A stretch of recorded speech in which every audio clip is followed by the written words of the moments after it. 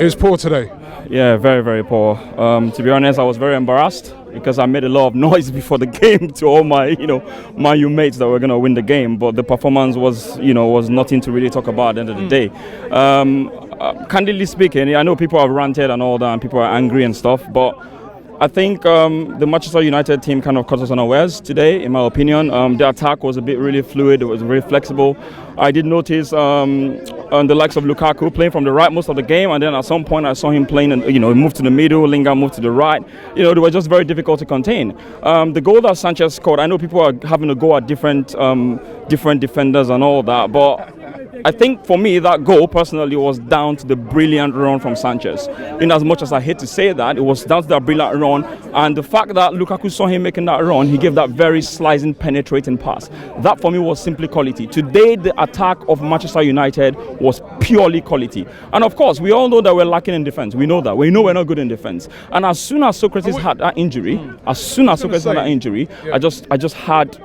think I gave up the ghost, to be honest with you. I was going to say, some fans are overacting a bit in that we did suffer a lot of injury. We are basically, I was talking last night to a Tottenham fan, and he's saying to me the amount of injuries we got, how did you expect us to beat Chelsea? Are we overlooking the fact that basically at the moment we've got no defence? There's no Bellerin, there's no Socrates went off. They're dropping like flies, aren't they? And if you haven't got these guys in place, you're not going to beat a team like this. Definitely. Look, you're totally right in saying that. But I think there are two factors to this. In as much as yes, we are lacking we're having injury problems. The likes of Holding now, Socrates is gone. Koscielny, I don't know how to pronounce that guy's name anyway. Koscielny is gone. I think we still need quality. Say for instance, they're back from injury. We still need quality defenders. There are a lot of quality defenders out there in the market, and I think we're going too far going out of the league. There's so many defenders in the Premier League that we can actually look into. Players that actually, there's one guy called Willy Bolly. Go and watch him. I think he plays for Watford. There's another guy called Duffy. I think he plays for either Brighton or Cardiff. Now these guys, yes, they're not playing for big teams, but we're overlooking the fact that these guys, if you give them the chance to play in a big club like Arsenal, they're going to put in the shift. These guys are hard working.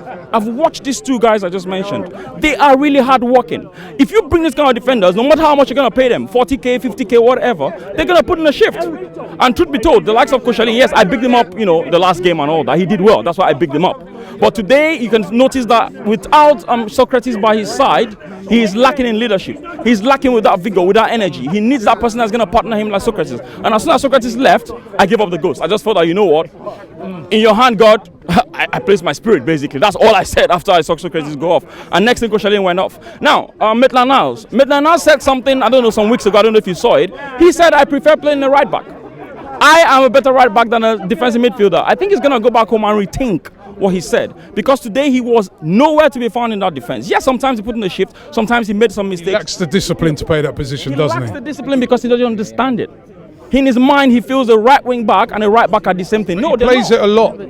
He plays it a lot, but can you remember that there's some games that he's played, I think sometime last season, even when they played him in the defensive midfield, he is always getting missing. I remember one game against Ostersund, it wasn't even the right back they played him. They played him in defensive midfield, which people are saying he should play, and I think they had to remove him in the halftime. Xhaka had to come save him. Xhaka had to come save the day. So for me, I think there should be a total overhaul of the defense. Maybe the likes of Monreal, Socrates, perhaps Kolasinac, you give him a little bit of time. There's a bit of overhaul that we need to do to get that defense back in shape. Of course, you can't overlook the fact that financial fair play also is playing a part in it. So if you want to get those players, you need to sell a lot of players, because Kroenke is not going to invest. We know that. So I'm not even going to go into Kroenke. But one thing is for sure, what's been happening to Arsenal in the Arsene Wenger days is being revealed. And that's the fact that the main problem, the root cause analysis of the main problem, is the owner of this club. It has nothing to do with the manager. Now we have Emery.